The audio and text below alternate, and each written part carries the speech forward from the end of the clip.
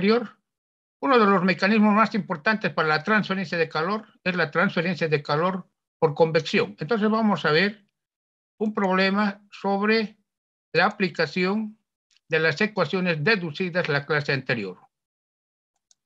Para esto vamos a tomar un problema. El problema dice lo siguiente. Se desea calentar 100 kilogramos por minuto de agua desde una temperatura de 20 grados centígrados hasta una de 60 grados centígrados, haciéndola circular por el interior de un tubo de cobre tipo K de 2 pulgadas de diámetro comercial. La superficie del tubo se mantiene a 100 grados centígrados, condensando vapor en la parte externa. Calcúlese. Inciso A, el número de Reynolds y el factor de fricción según Darcy. Inciso B, el número de Nusselt y el coeficiente de transferencia de calor por convección en kilowatt metro cuadrado grados centígrados. Kilowatt metro cuadrado grados centígrados. Y el inciso C dice el flujo de calor en kilowatt y la longitud de tubería necesaria en metros. Bien, entonces tengo aquí el tubo. En la parte externa se condensa vapor de agua, lo cual mantiene la temperatura del tubo en 100 grados centígrados. Tengo la entrada del agua a 20 grados y la salida a 60 grados centígrados. Me dice que la tubería es de 2 pulgadas de 2 pulgadas de diámetro nominal de cobre. Muy bien, entonces lo primero es hallar la temperatura media del fluido para hallar sus propiedades físicas. ¿Está bien? Me pide hallar la longitud del tubo, el flujo de calor, el coeficiente de convección, el número de Reynolds, el factor de fricción. Bien, entonces lo primero es hallar la temperatura media. Bien, aquí justamente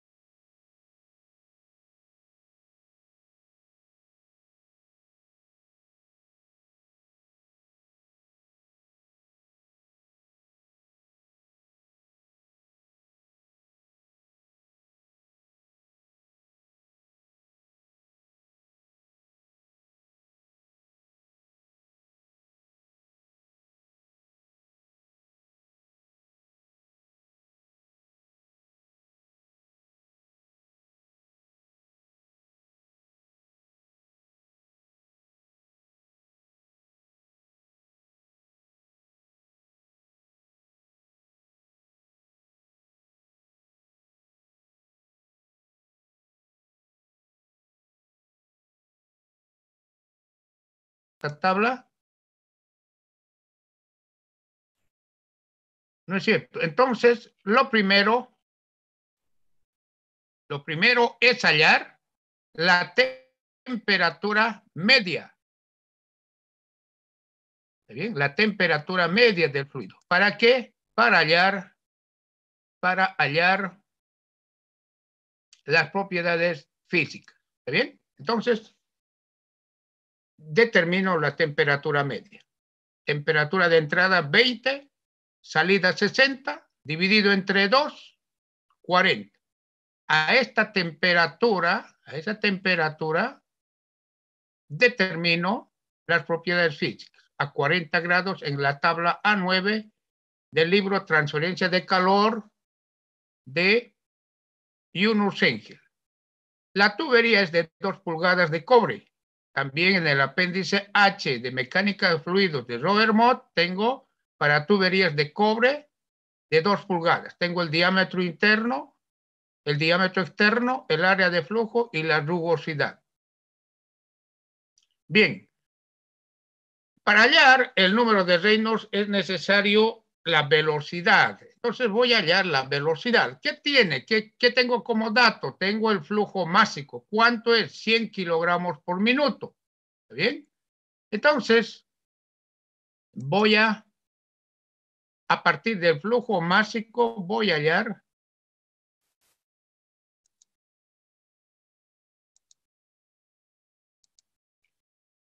la velocidad. Entonces, flujo másico aquí es igual. Velocidad, área de flujo por densidad.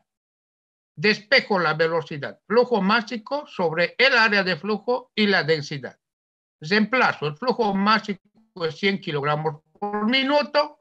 El área, lo tengo aquí, 1.945 por 10 a la menos 3 metros cuadrados. 1.945 por 10 a la menos 3 metros al cuadrado. Sobre la densidad. Y tengo la velocidad del agua en la tubería, 51.82 metros por minuto. Transformo los metros por minuto a metros por segundo, 0.8637 metros por segundo. Bien, ya tengo la velocidad. Puedo hallar el número de Reynolds. El Reynolds es igual a la velocidad, diámetro interno, por la densidad sobre la viscosidad. Ya tengo todos estos datos de las tablas, ¿no es cierto? Entonces tengo la velocidad, que es 0.8637, el diámetro interno, la densidad sobre la viscosidad. Y determino el número de Reynolds.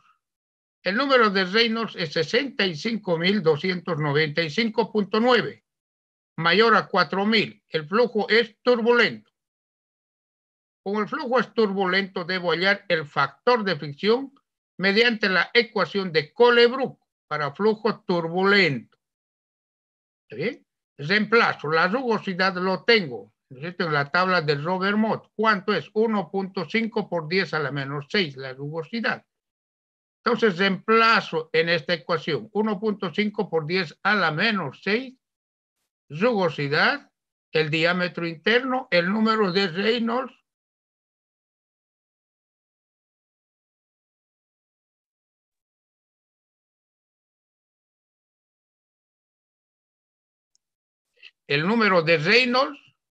¿cierto? Y tengo como incógnita el factor de fricción, que está en una raíz cuadrada. Despejo el factor de fricción. Este factor de fricción me da 0.01983. Ya tengo el factor de fricción. ¿Está bien? Entonces hallé el inciso A. Me pide el inciso A hallar el número de Reynolds y el factor de fricción. Ya está. Bien, el inciso B me dice, calculas el número de Nusselt y el coeficiente de transferencia de calor por convección H en kilowatt metro cuadrado grado centígrado. No nos olvidemos que ya tengo el Reynolds y tengo el factor de fricción. Entonces, para flujo turbulento, el número de Nusselt está dada por esta relación, ¿no es cierto? Número de Nusselt. Entonces, reemplazo el factor de fricción, ¿cierto? El número de Reynolds, el número de Prandtl, el factor de fricción, el Prandtl a la 2/3, y determino el número de Nusselt. Entonces ya tengo el número de Nusselt para flujo turbulento, 336.693. Pero ¿a qué es igual el número de Nusselt?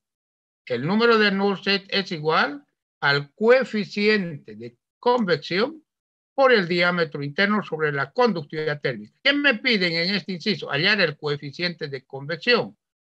Entonces, de la ecuación de Nusselt, despejo el coeficiente de convección. Aquí es igual al Nusselt por la conductividad térmica del agua sobre el diámetro interno. El Nusselt ya lo tengo, 336. Entonces reemplazo el Nusselt, 336.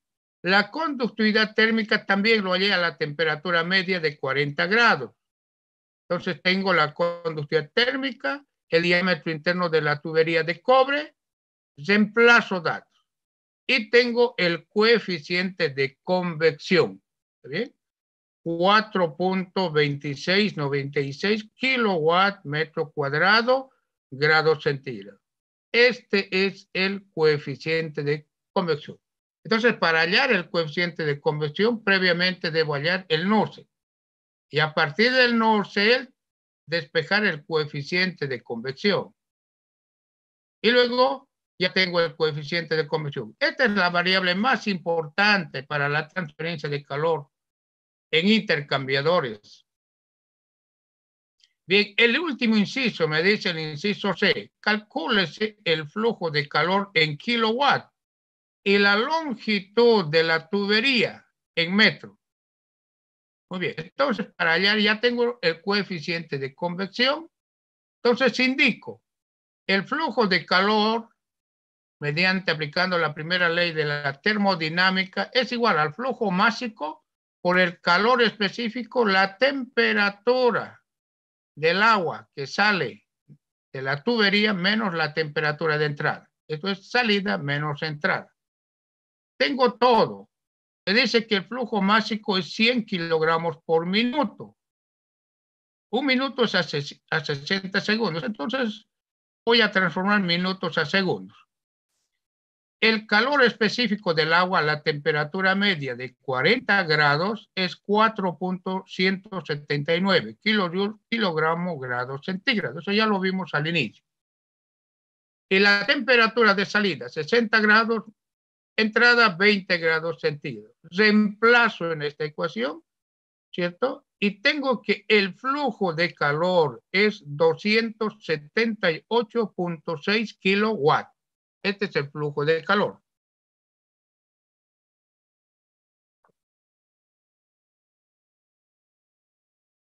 Pero alguien dice, pero en este caso entonces no era necesario hallar el coeficiente de convección, ya puedo hallar el flujo de calor, cierto.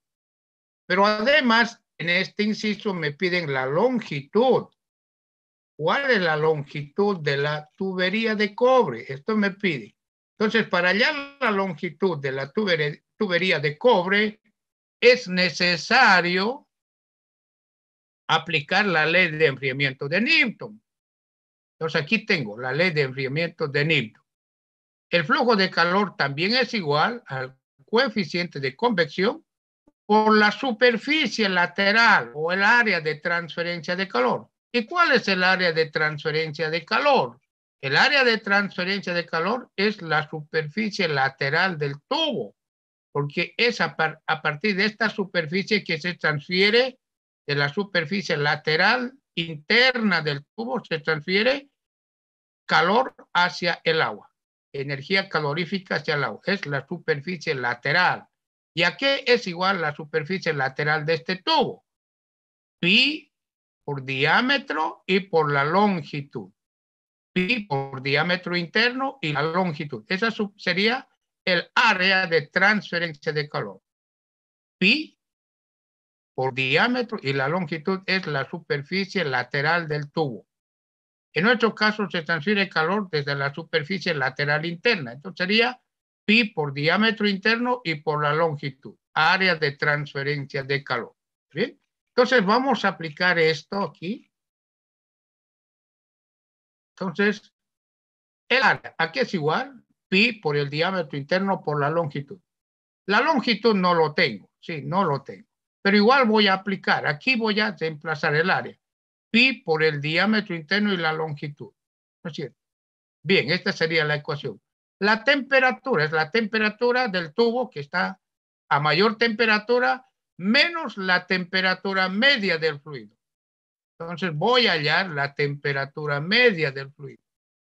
La temperatura del tubo está a 100 grados y voy a hallar, se transfiere del tubo hacia el agua. Entonces, el agua tiene una temperatura de entrada de 20 y una de salida de 60. Entonces voy a hallar la temperatura media. Entonces, la temperatura media, lo vimos aquí, es 40 grados del agua. Entonces, el flujo de calor será del tubo hacia el agua. Entonces, temperatura del tubo y temperatura media del agua. ¿Está bien? Perfecto.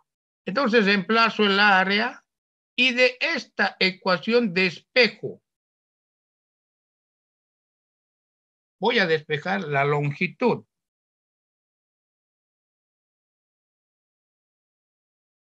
Entonces, despejo la longitud.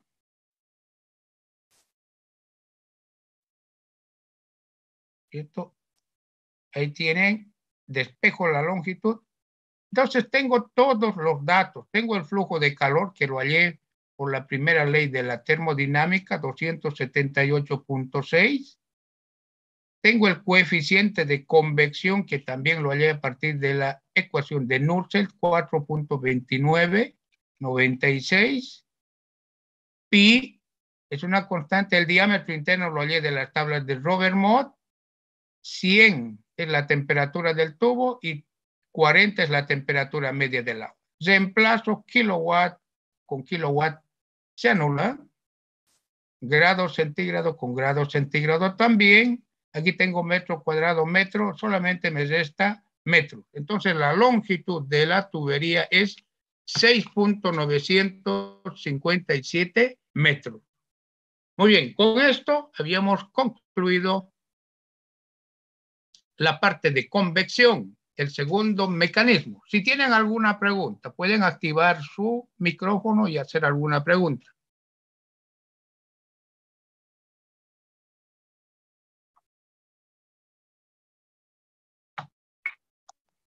Este ejercicio, disculpe, ingeniero, es de convección forzada, ¿no? No lo capté muy bien. ¿Me puedes repetir la pregunta, por favor? Este ejercicio es de convección forzada, ¿no?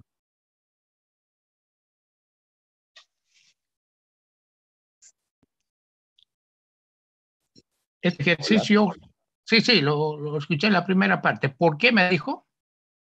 Es de convección forzada, ¿no? Es conversión forzada. Es convección forzada. Correcto. Es conversión forzada. ¿Ya? Es conversión forzada. Ay, Muy ok, buena la gracias. pregunta. ¿Sí? ¿Alguna otra pregunta? Es convección forzada. En la industria normalmente se aplica convección forzada, porque por convección natural es muy pobre la transferencia de calor.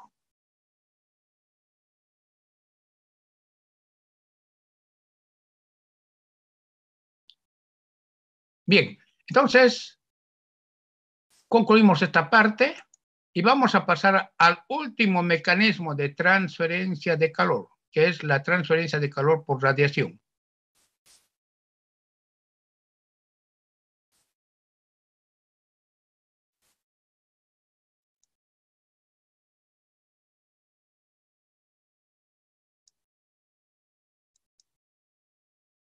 Bien, transferencia de calor por radiación. Es el último mecanismo de transferencia de calor. Vimos la clase anterior, transferencia de calor por conducción, por convección. Hoy vimos la parte práctica de convección, pero vamos a ver el último mecanismo, que es transferencia de calor por radiación.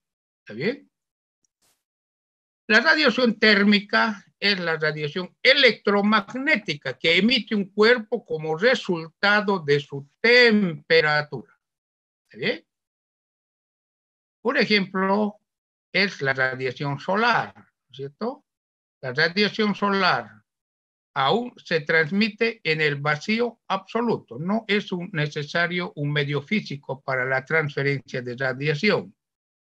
Y esto es como resultado de su temperatura. La temperatura del Sol es mucho mayor que la temperatura de la Tierra. Entonces existe, ¿no es cierto?, radiación térmica en forma de ondas electromagnéticas que emite el Sol y llega a la superficie de la Tierra.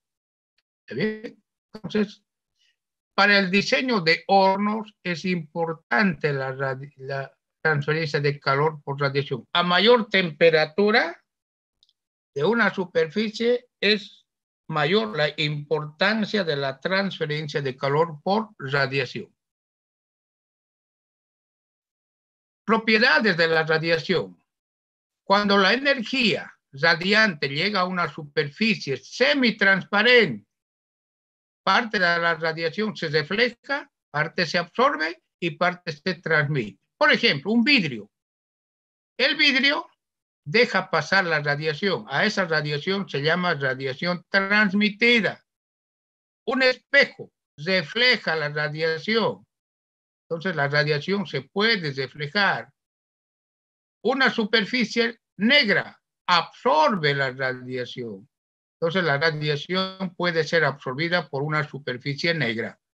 Entonces, tres son las propiedades entonces de la radiación térmica: reflexión, absorción y transmisión.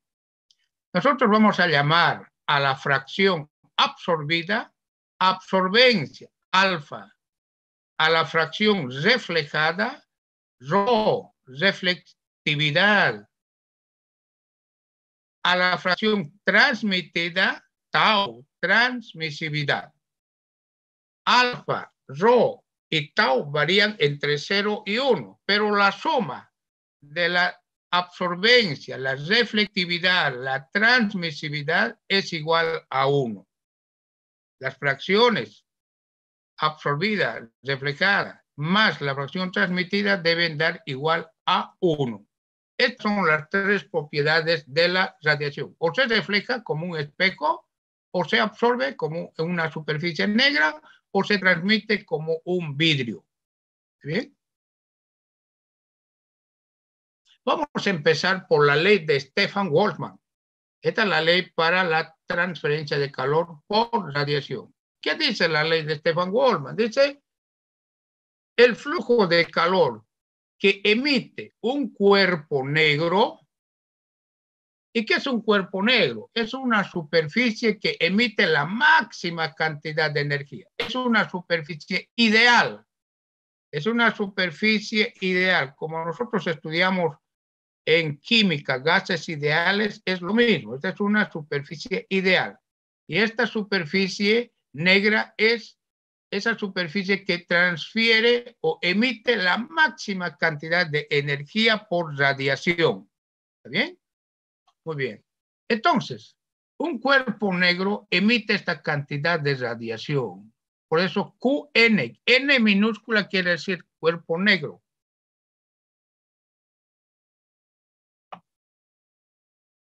Aquí tengo una constante, sigma. Esa constante es la constante de Stefan Boltzmann, cuyo valor en el sistema internacional es 5.67 por 10 a la menos 8.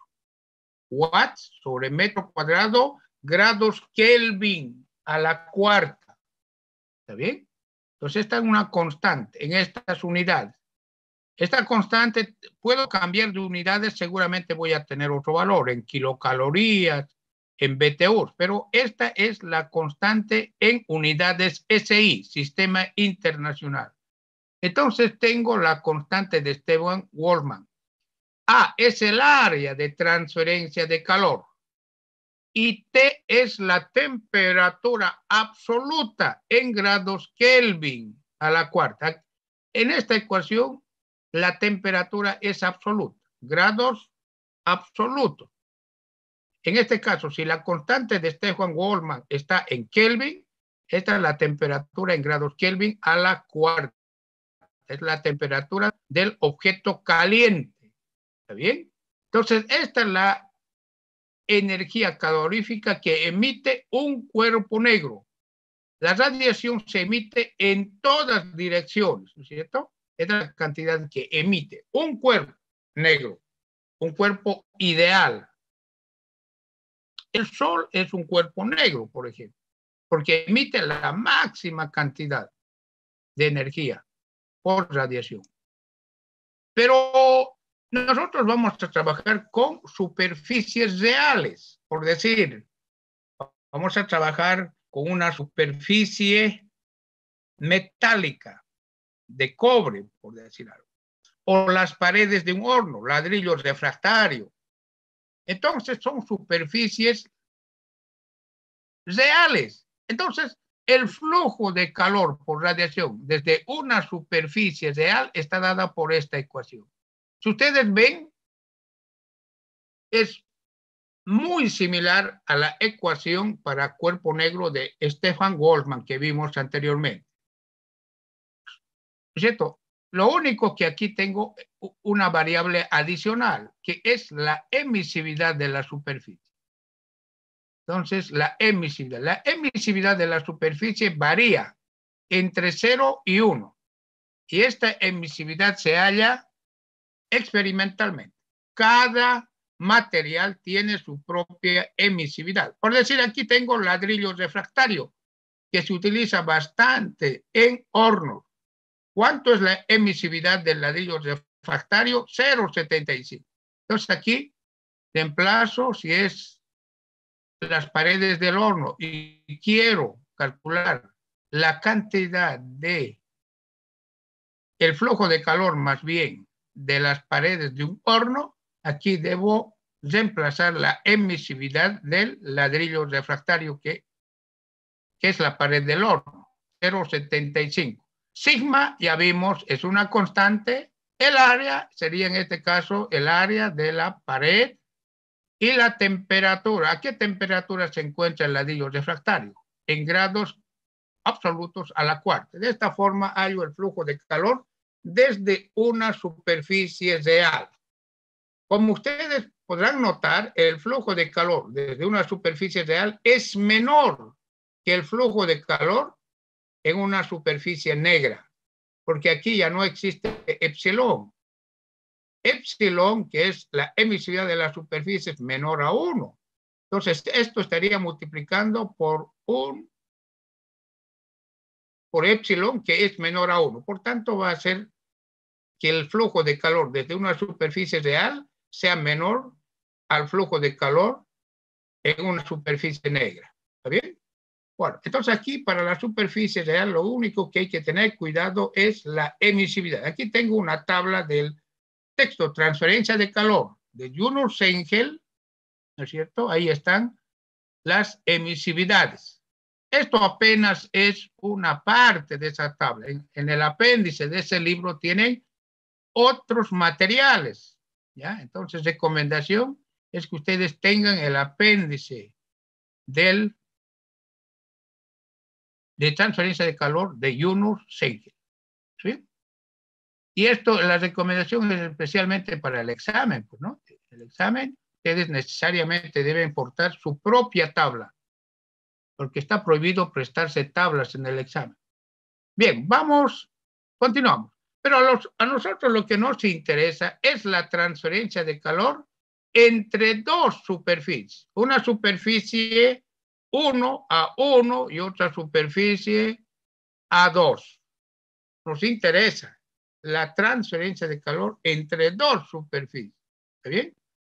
Bien, para eso es necesario definir el factor de forma, F mayúscula, factor de forma, F. ¿Qué es el factor de forma? Por ejemplo, aquí tengo F mayúscula, 1, 2. F, factor de forma 1, 2. ¿Qué quiere decir F1, 2? Me indica, F1 me dice, fracción de energía por radiación que sale de la superficie 1, el primer número 1 es de dónde sale la energía, y llega a la superficie 2. Fracción de energía que sale de la superficie 1 y llega a la superficie 2. Esta es la fracción de energía. F es menor a la unidad, es fracción de energía. ¿Por qué? Porque esta superficie 1 emite radiación en todas las direcciones y parte de esa radiación no llega a la superficie 2. Se pierde porque la radiación se emite en todas las direcciones. Por eso que esto es el F1,2 es el factor de forma, ¿cierto? 1,2 es la fracción de energía que sale de la superficie 1 y llega a la superficie 2. Y esto es menor a la unidad. Varía entre 0 y 1. ¿Está bien? Bien, aquí justamente está esa definición, fracción de energía que sale de la superficie 1 y alcanza la superficie 2.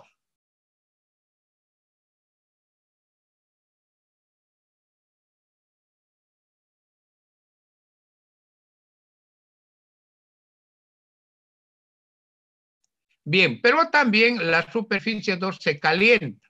Al calentarse la superficie 2 al recibir la radiación, también emite radiación. Entonces aquí tengo F2,1, fracción de energía que sale de la superficie 2 y alcanza la superficie 1. Y ¿De dónde sale? De la superficie 2. ¿Y a dónde llega? A la superficie 1. Existe lo que se llama teorema de la reciprocidad. Me dice que el área de la superficie 1 multiplicado por el factor de forma 1, 2 es igual al área de la superficie 2 multiplicado por el factor de forma 2, 1. ¿Y cómo se halla el factor de forma? Vamos a ver enseguida. Bien, el intercambio de calor neto entre dos superficies negras está dada por esta ecuación. Esta es para superficies o cuerpos negros. El área de la superficie 1 por el factor de forma 1, 2 por la constante de Stefan Boltzmann, diferencia de temperaturas en grados absolutos a la cuarta, en grados Kelvin a la cuarta. ¿Está bien? Es la superficie que emite la radiación y la superficie receptora de la radiación. Bien, pero esta ecuación la puedo expresar, ¿no es cierto?, de esta forma. ¿Ya? Es la misma ecuación que ustedes ven, pero el denominador lo voy a llamar resistencia térmica espacial para la radiación. Espacial, de espacio. ¿Ya? Entonces aquí ya estoy definiendo una resistencia espacial.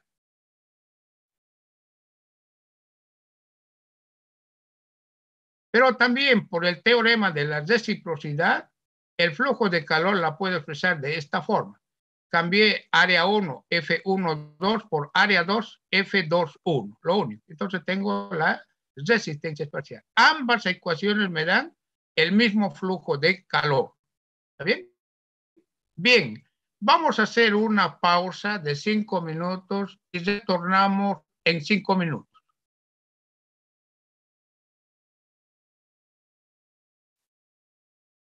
Record.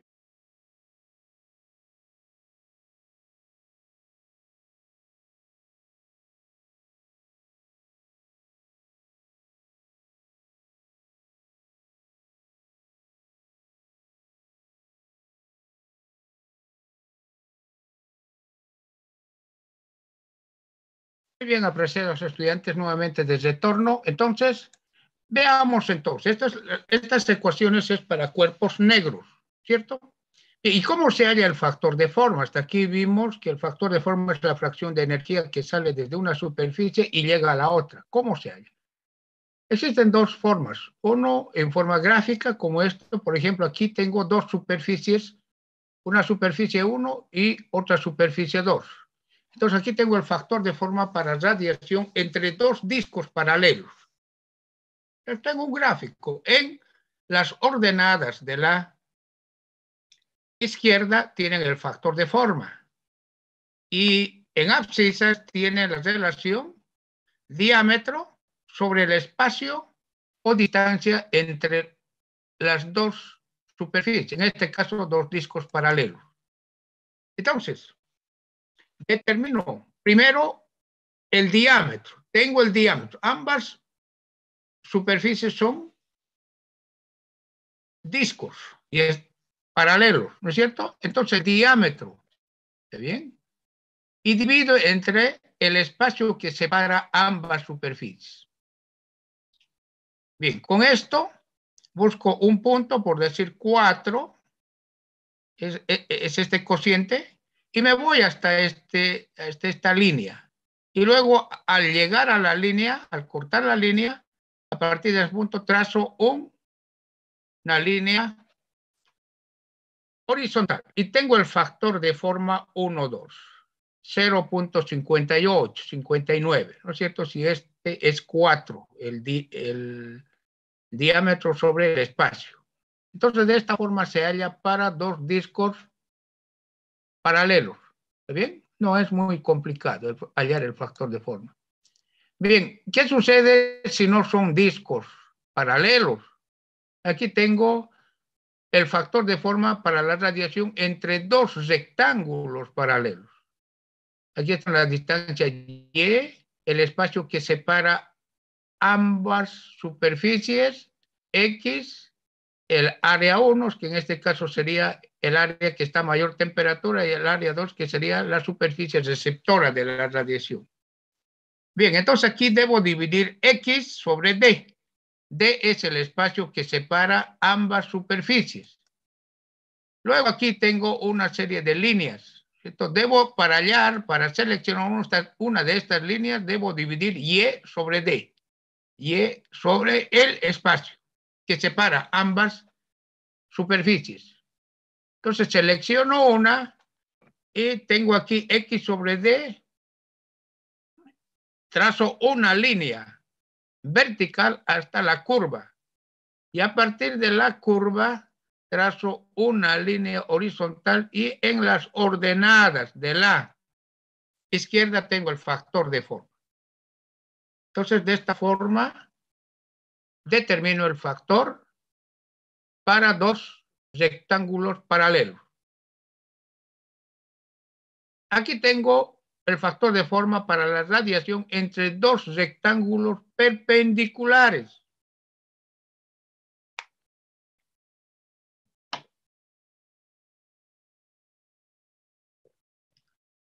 Tengo la superficie 1 y la superficie 2.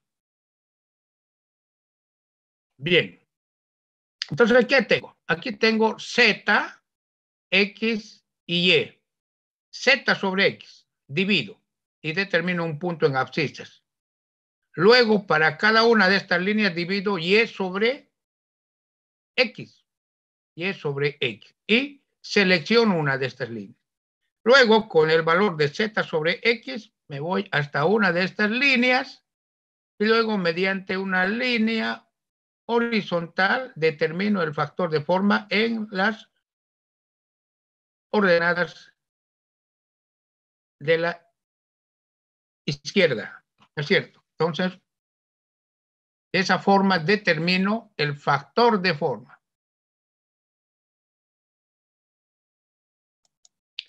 Bien, entonces no es muy complicado determinar el factor de forma, pero existen algunos casos particulares. Por ejemplo, si tengo una esfera interior 1 rodeada completamente por otra esfera exterior, el factor de forma en este caso es igual a 1. ¿Por qué? Porque toda la energía que emite la esfera interior llega a la superficie o esfera exterior. Toda. Por tanto, el factor de forma es 1. O sea, cuando una superficie está encesada completamente por otra superficie, el factor de forma es igual a 1. ¿Bien? ¿Cuándo? Cuando una superficie está encesada completamente por otra superficie. El factor de forma es 1. Este es un caso particular. Bien, transferencia de calor en cuerpos reales.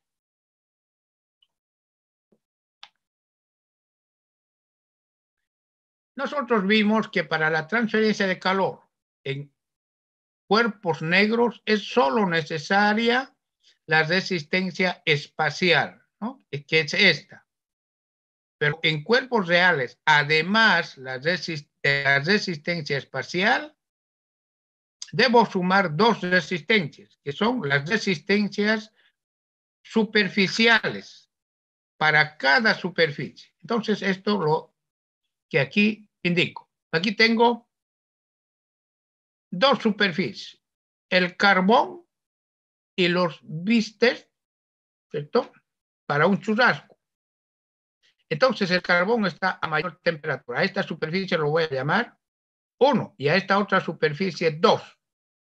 Entonces a cada superficie se le asigna una resistencia superficial que está dada por esta relación.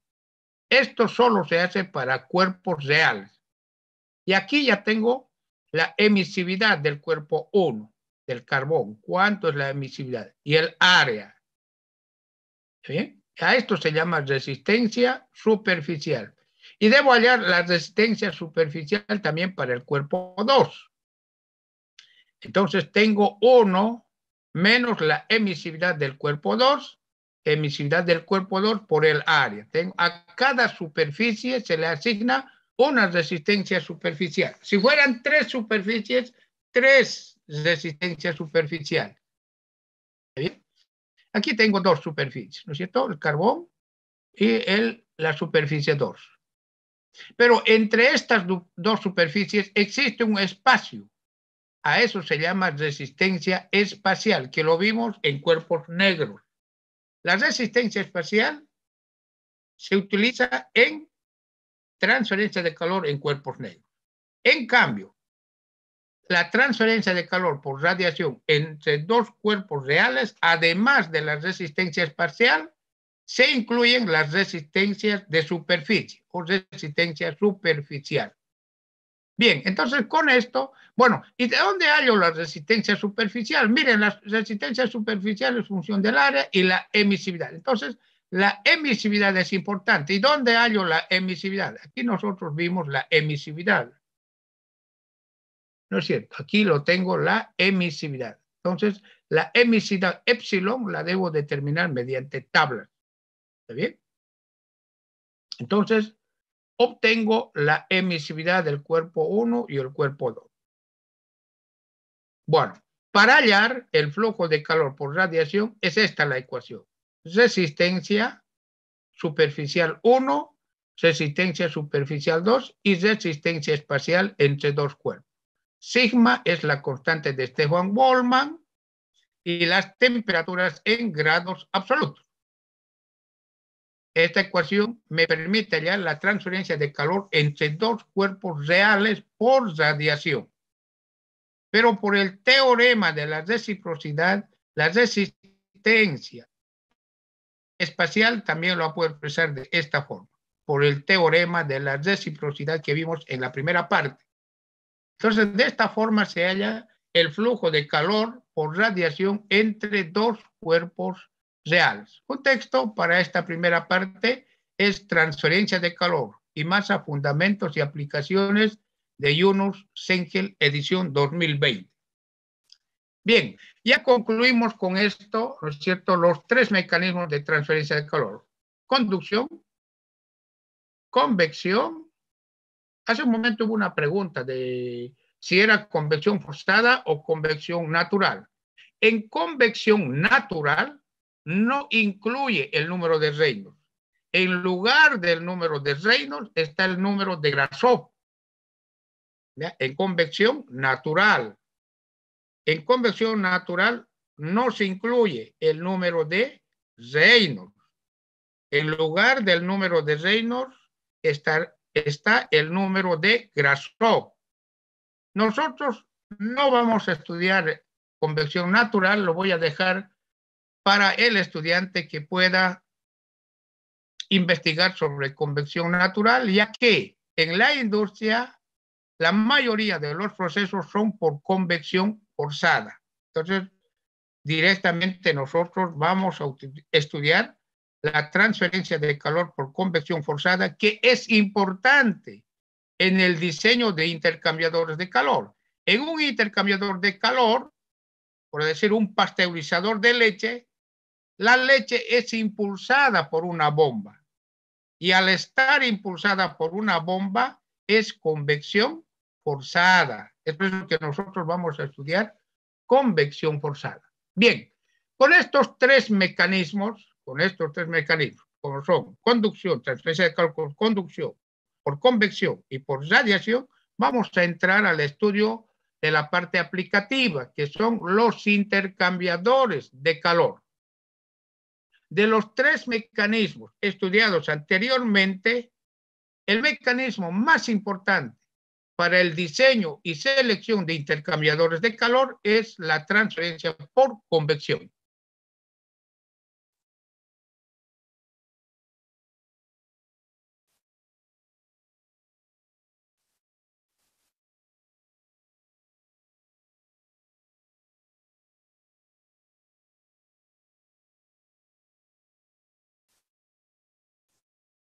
Bien, entonces vamos a ver la parte aplicativa de los mecanismos de transferencia de calor. Diseño de intercambiadores de calor. ¿Qué es un intercambiador de calor? Un intercambiador de calor es un equipo diseñado y construido para optimizar el flujo de calor entre dos fluidos separados por una pared sólida. La pared sólida normalmente es una tubería.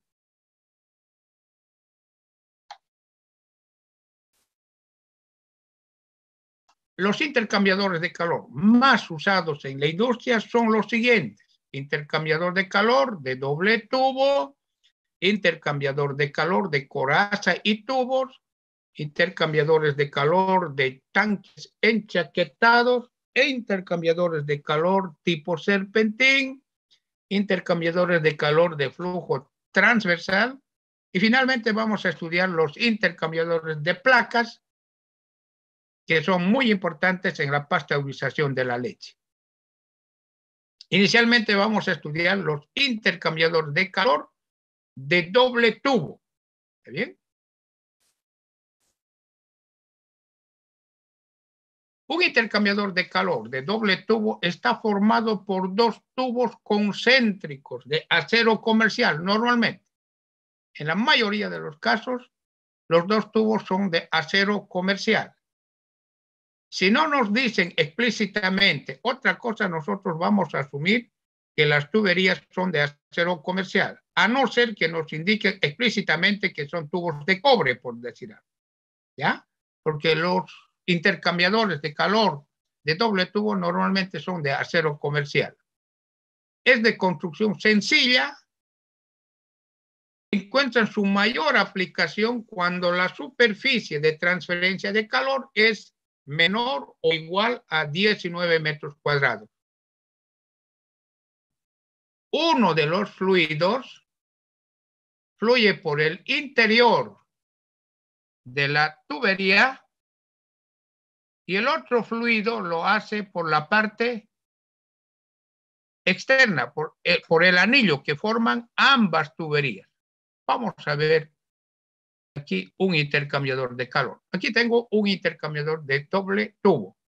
Tengo el tubo central y el tubo externo, ¿cierto? Son dos tubos concéntricos.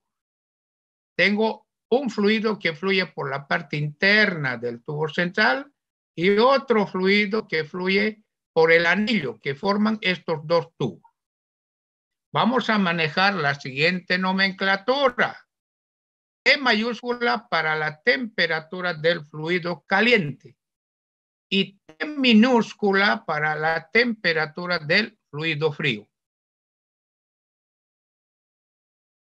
Y los subíndices, uno para la entrada del fluido y el subíndice 2 para la salida.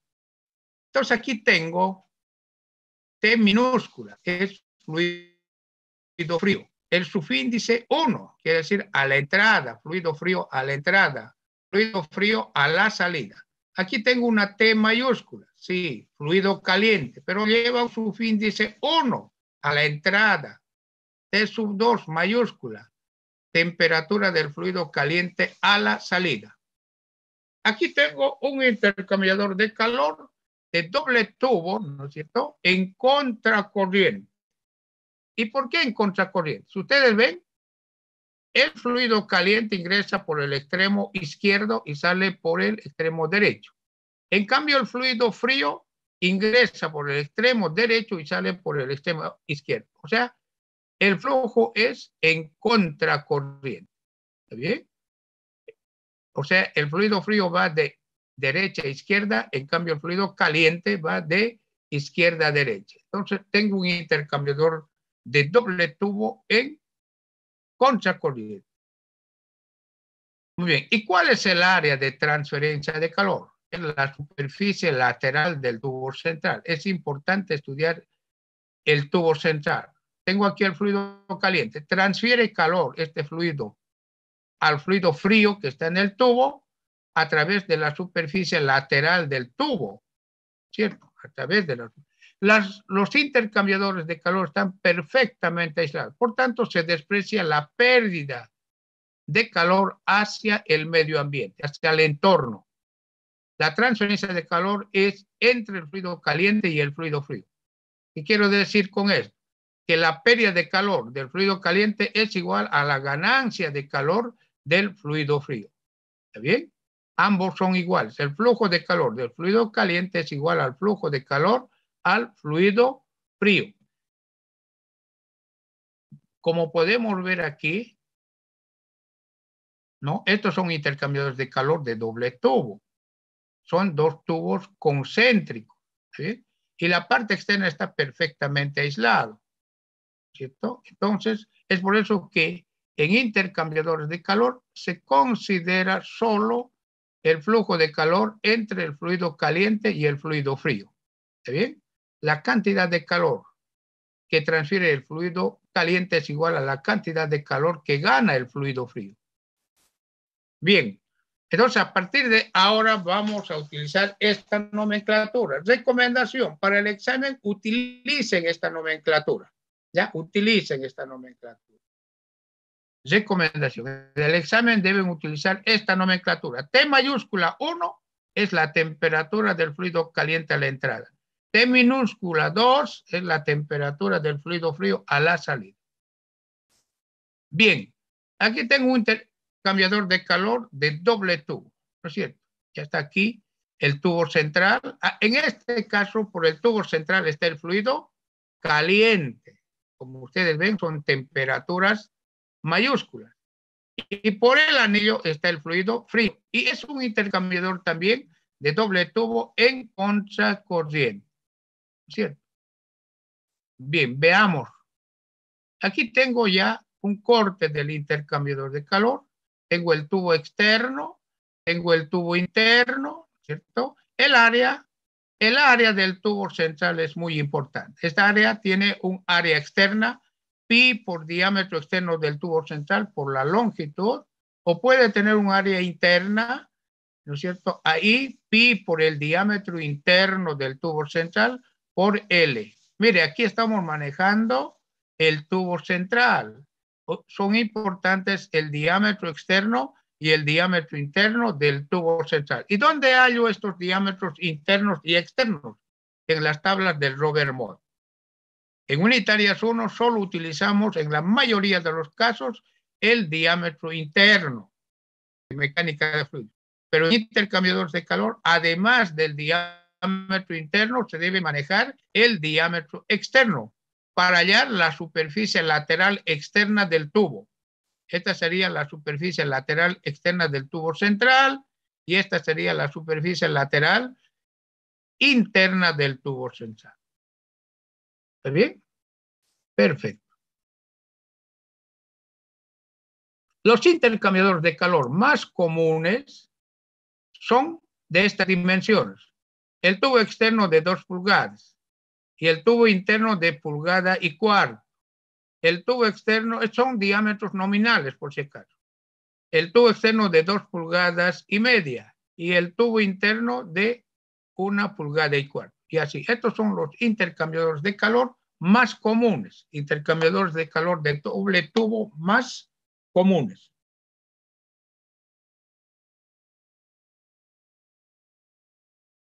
Como dijimos, las dimensiones están en las tablas del Robert-Mott. Esta es la tabla F del Robert-Mott. Dimensiones de tubería de acero comercial calibre 40. Diámetro externo, diámetro interno. Esto es el área para el flujo másico. Esto no es el área para la transferencia de calor. Ojo, esto no es el área de transferencia de calor. Esto es el área para el flujo másico. Entonces no puedo, esta no es el área, esta área. Esto no. Esto es pi por el diámetro externo por L, el área lateral. En cambio aquí esta área es pi cuartos por diámetro al cuadrado. Entonces esto es el área para el flujo másico. Esto no es área para la transferencia de calor. Esta es área para flujo másico. Entonces no hay que confundir área para flujo másico que dan las tablas del Robert-Mott con el área de transferencia de calor que es la superficie lateral del tubo. ¿Está bien? Ya, esto, porque muchas veces el estudiante, no sé, por facilidad, halla esta área, ¿no? Y bueno, y se emplaza en esta ecuación. en esta, ya el área, y no es esa área. El área debo hallarlo, pi cuartos, más bien pi, como dice aquí, pi por el diámetro externo y por L, superficie lateral externa del tubo central, o pi por el diámetro interno por L, superficie lateral interna del tubo central. Ya, perfecto. Con esa aclaración pasamos. Tengo aquí un intercambiador de calor en corriente paralela, intercambiador de calor de doble tubo en corriente paralela. El fluido frío ingresa por el extremo izquierdo y el fluido caliente también. Y salen ambos por el extremo derecho. Entonces, ambos fluyen de izquierda a derecha. Se dice que es un intercambiador de calor de corriente paralela. Ambos fluyen en una misma dirección. Bien, un dato muy importante para el diseño de intercambiadores de calor es la temperatura de pared del tubo central. Entonces, para esto existen 4 ecuaciones. 2 ecuaciones cuando el fluido caliente se encuentra en el anillo y 2 ecuaciones cuando el fluido caliente se encuentra en el tubo central. Inicialmente vamos a ver las ecuaciones de temperatura de pared del tubo central cuando el fluido caliente se encuentra en el anillo. Entonces aquí tengo el fluido caliente en el anillo. Puede ser vapor de agua. Y en el tubo central tengo agua fría. Entonces, cuando el fluido caliente está en el anillo, puedo indicar, aquí tengo la temperatura del fluido caliente, T mayúscula M, T mayúscula M. Y tengo la temperatura del fluido frío, agua fría en el tubo central, T minúscula M. Voy a despreciar la resistencia por conducción del tubo, porque normalmente en intercambiadores de calor, el tubo tiene un espesor menor a 1 milímetro y son tubos de, como este caso de acero comercial, que tiene una alta conductividad térmica. Por tanto, la resistencia por conducción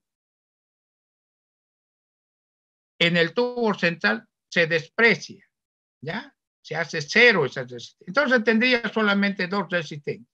Resistencia por convección en el vapor y resistencia por convección en el agua fría. Y nosotros vimos que esas resistencias por convección son estas. Resistencia por convección en el vapor y resistencia por convección en el agua fría. ¿No es cierto? Entonces tengo las 2 resistencias. Estoy despreciando la resistencia por conducción, la resistencia del tubo. Pero también la transferencia de calor es igual a la temperatura media del vapor y la temperatura del tubo, TW. Pero entre el vapor y el tubo tengo una sola resistencia, que es la resistencia por convección del vapor. Pero también ese flujo de calor es igual al flujo del tubo hacia el fluido frío, el agua fría.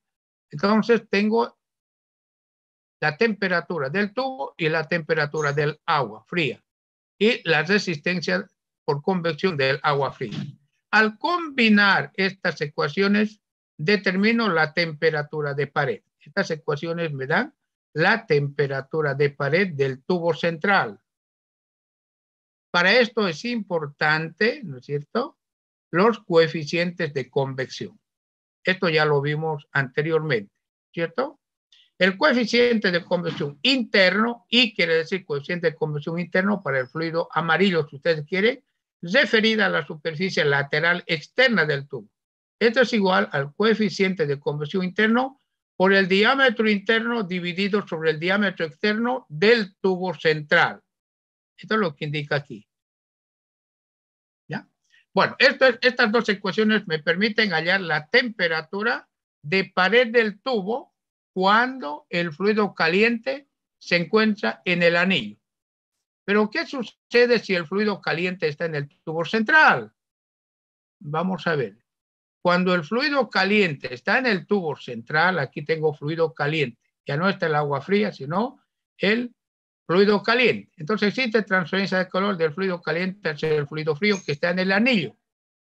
Entonces, temperatura de pared del tubo central cuando el fluido caliente se encuentra en el tubo central, ¿cierto?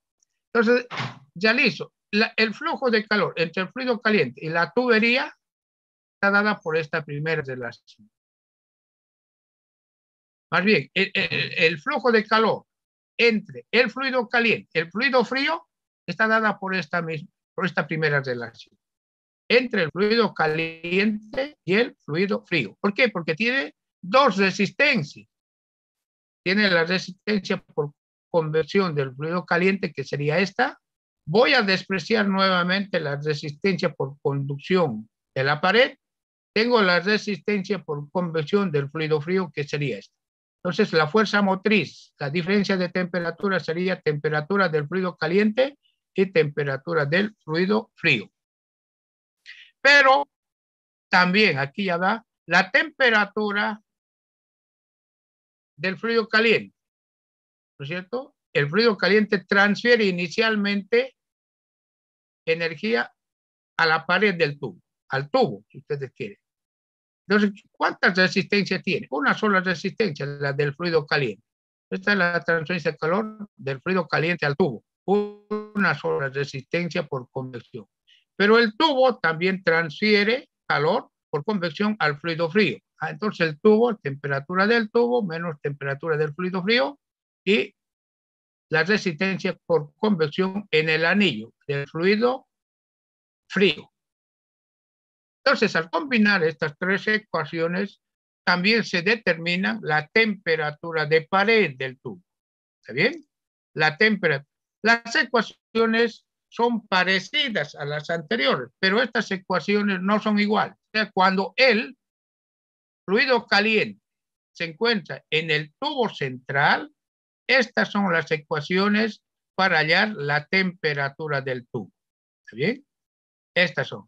Y cuando el fluido caliente se encuentra en el anillo, estas son las ecuaciones. Son distintas, no son las mismas. Entonces debo inicialmente analizar qué fluido se encuentra, o el fluido caliente, ¿dónde se encuentra? El fluido caliente se encuentra en el anillo. Entonces puedo hallar por cualquiera de estas dos relaciones la temperatura del tubo central. Cuando el fluido caliente está en el anillo. No, el fluido caliente está en el tubo central. Entonces, si el fluido caliente se encuentra en el tubo central, estas son las ecuaciones para hallar la temperatura del tubo central. ¿Bien? Perfecto. Bien, entonces, con esto vamos a concluir la clase de hoy. Ya entramos a la parte aplicativa, ¿cierto? Diseño de intercambiadores de calor. Hay un texto muy bueno para el diseño de intercambiadores de calor que es el Donald Kerr, proceso de transferencia de calor. Bien, con esto concluimos la clase de hoy y estamos en línea el próximo día jueves. Tengan ustedes muy buenos días y hasta pronto. Hasta luego, ingeniero. Hasta luego.